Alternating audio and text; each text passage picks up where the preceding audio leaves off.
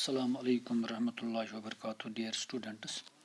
We are in class 12th, subject history and theme 9th. Today we will discuss the last question of this theme, that is the Mughal ideal of kingship.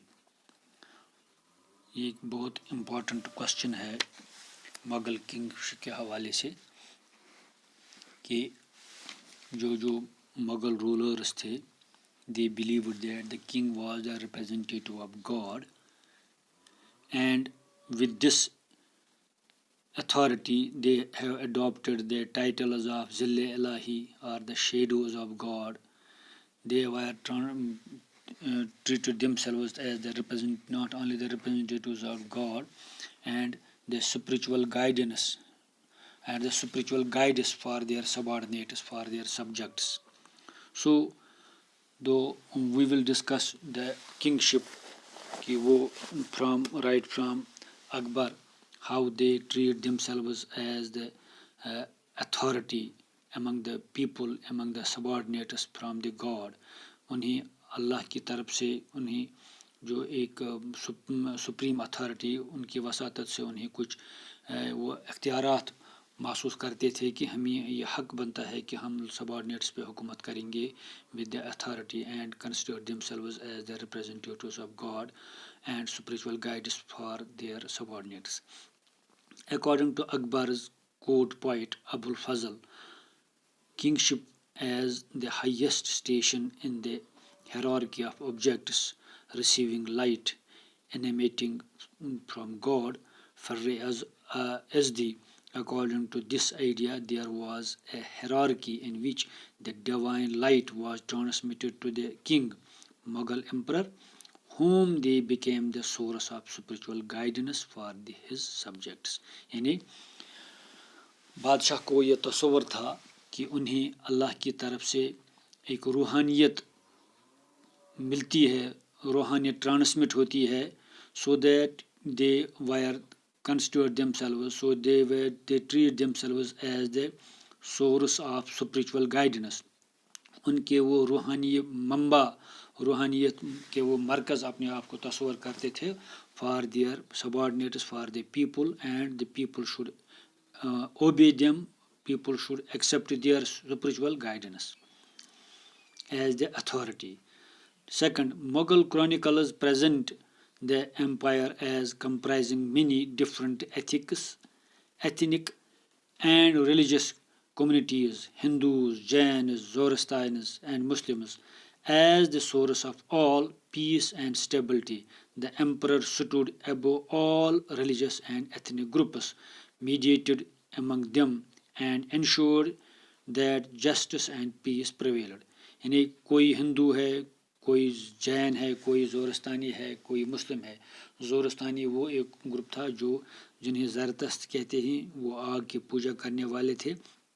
यानी उन्हें जो चाहे वो हिंदू है, जैन है, सिख है, जाट है, ज़ोरस्तानी है, मुस्लिम है, एबो ऑल वो तो है, लेकिन उन्हें ये उनके सोर्स ऑफ जो पीस है एंड स्टेबिलिटी, तो उनको वो बादशाह के ये हक बनता है.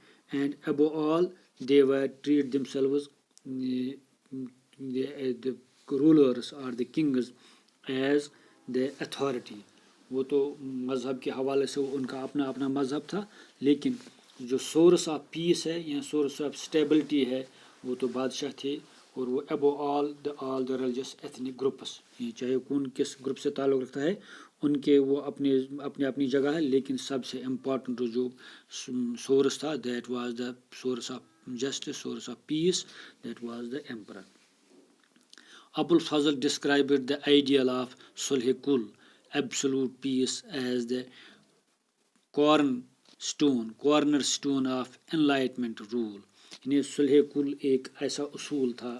सुलह-कुल के हवाले से हम कहेंगे यूनिफिकेशन ऑफ फोर्सेस भी हैं, उसमें मुख्तलिफ जो जिस मज़हब से ताल्लुक़ रखता था उन्हें पीस और ट्रैंक्विलिटी के लिए फ्री ऑफ एक्सप्रेशन जो थे उनके जो मुख्तलिफ उसूल थे उसके सुलह-कुल के हवाले से. लिहाजा सुलह-कुल जो डिवाइन राइट में आता है, जो मुख्तलिफ मज़ाहिब को नॉर्मलसी, उनके पीस और अमन के लिए उनके एब्सोल्यूट पीस माना जाता है। तो उसमें एक ख़ास इम्पॉर्टेंट पॉइंट था, दैट वाज सुलह कुल, एक उसूल था जिसमें मुख्तलिफ स्कूल्स ऑफ थाट थे, उनको फ्रीडम ऑफ एक्सप्रेशन था, but on the condition is they did not undermine the authority of the state। यानी वो तो उनके लिए अमन और शांति ठीक है, फ्रीडम ऑफ एक्सप्रेशन ठीक है, कौन किस मज़हब से ताल्लुक़ रखता है वो सही बात है, लेकिन सबसे जो इम्पॉर्टेंट था that they should not undermine the state authority और the emperor. The ideal of Sulh Kul implemented through the state policies, the nobility under the Mughals was composed of comprising Iranians, Turanis, Afghanis, Rajputs, and Kokians, all of whom were given position and awards purely on the basis of their service and loyalty to the king। कौन किस sect से, कौन किसकी nationality थी, कौन कहाँ से आया है, लेकिन लॉयल्टी और सर्विस के बुनियाद पर उन्हें अवार्ड्स और रिवार्ड्स मिलते थे।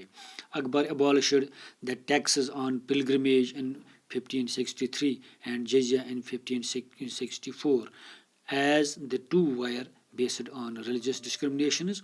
यानी religious discrimination पर जो उसूल जो टैक्स लगाते थे हिंदूज़ पे, चाहे वो उनकी ज़ियारतों पे वो टैक्स देने पड़ते थे फॉर देयर प्रोटेक्शन या मेंटेनेंस, और दूसरा जिज़िया टैक्स जो उनके लाइफ और प्रॉपर्टी पे जो उनको टैक्स देना पड़ता था, वो जिज़िया टैक्स 1564 में वो भी एबॉलिश किया गया। This was under the guidance of Suleykul Kul. Instructions were sent to the officers of the empire to follow the concept of Suleykul Kul। For the Suleykul Kul के लिए officers को हिदायत दी गई कि वो इस पे implement करके लोगों को अमन और शांति प्रोवाइड करें। All Mughal emperors gave grant to the support of the buildings and maintenance of the places of worship। यानी बादशाह की तरफ से जो इमदाद, जो ग्रांट उन्हें बिल्डिंग्स के मजहबी जो वर्शिप, जो उनकी मजहब इबादतगाहों की उनकी मेंटेनेंस और उनकी तामीर के लिए जो कुछ प्रोवाइड मदद करने की ज़रूरत थी उनको मदद की गई, और उनके वो इमारत बनाने में, उनके मेंटेनेंस में, प्लेस ऑफ वर्शिप को मेंटेन करने में तो हुकूमत की तरफ से उनको इमदाद दी जाती थी। However, it was during the reign of Aurangzeb the jizya was reimposed on non-Muslim subjects। During Aurangzeb's time, the jizya tax was reimposed। Abul Fazl defined sovereignty as the social contract। According to him, the emperor protected the four essence of subjects। एक और जो उसूल था that was the sovereignty as the social contract, that is known as the four essence of his subjects।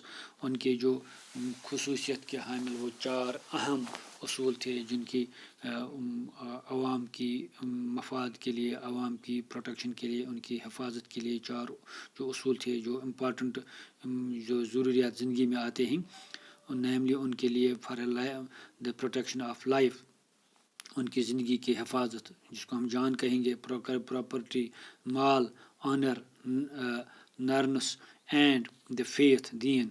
In return demands the obedience and share of resources from all the people। यानी उनकी चार जो four essence थी, उन four essence में the emperor protected the four essence of all subjects, the life, the honour, the property and the faith. Those were the important four essence, और उनके हिफाजत के लिए ज़िम्मेवारी थी, वो बादशाह की हुकूमत की ज़िम्मेवारी थी उनकी प्रोटेक्शन के लिए। और उसके बदले में, उसके इवज़ में हुकूमत ये चाहती थी कि they should in return the emperor demands the obedience and share of resources. यानी उनकी लॉयल्टी, आवाम की लॉयल्टी चाहिए, और उन जो हुकूमत के मामलात में, रिसोर्स में उनके बराबर के शरीक रहेंगे। Only the sovereign were thought to be able to honor the contract with power and divine guidance। यानी ये बादशाहत की इसी को हक बनता है कि लोग उसकी इज़्ज़त करेंगे बाज़ाब्ता तौर, एंड पावर एंड डिवाइन, वो उसको बाज़ाब्ता तौर रूहानी गाइडेंस मानकर उनको इज़्ज़त देंगे, उनको एहतराम देंगे, और उनके बादशाह को तस्लीम करके, हुकूमत को तस्लीम करके उस पर बराबर के शरीक रहेंगे. This was the divine kingship और the divine rights of the king.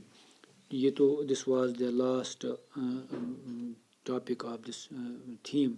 उसमें एक तो ये है कि जो नंबर 1 है वो उसमें द डिवाइन लाइट है, सेकंड सुलह कुल है, थर्ड है जस्ट सोवरेंटी है, and the fourth is the 4 essence of the subjects. Thank you.